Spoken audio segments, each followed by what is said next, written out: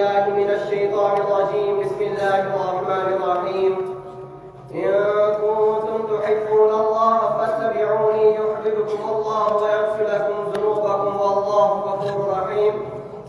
محترم حضرات، حاضرین جلسہ اور تعلیمی زندگی کے ہم سفر، اللہ تعالیٰ کا ہمارے اوپر کتنا احسان ہے کہ اس نے ہمیں انسان بنایا، پھر انسانوں میں سے اسلام کے ماننے والوں میں پیدا کیا.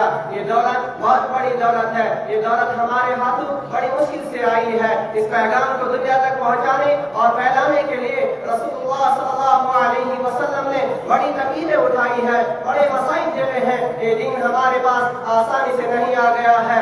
اسلام کی اس پیغام کی راہ میں بڑی رکاوٹیں ڈالی گئی ہے. خدا کے آخری رسول صلی اللہ علیہ وسلم کے دن میں انسانوں کی بھلائی اور انہیں راہ مستقیم کے جانب گامزن کرنے کی کتنی لگن تھی، اس کا اندازہ نہیں لگایا جا سکتا.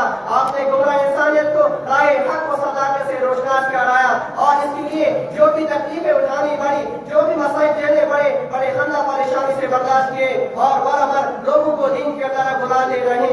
خدا کے آخری رسول صلی اللہ علیہ وسلم نے جتنی اسلام کے لیے محنت کی، آپ صلی اللہ علیہ وسلم اور صحابہ کرام نے بڑے مسائل جھیلے ہیں. خدا کے آخری رسول صلی اللہ علیہ وسلم کو جس قدر ستایا گیا کسی کو اتنا نہیں ستایا گیا. کسی کو مسائل اور اعلان کی دشوار گزار کاٹوں سے نہیں گزرنا پڑا، لیکن انسانیت سے محبت اور انسان کا درد تھا کہ ساری تکلیفوں سے بے نیاز، ساری مشکلاتوں سے بے پرواہ ہو کر آپ پیغام حق سناتے رہے.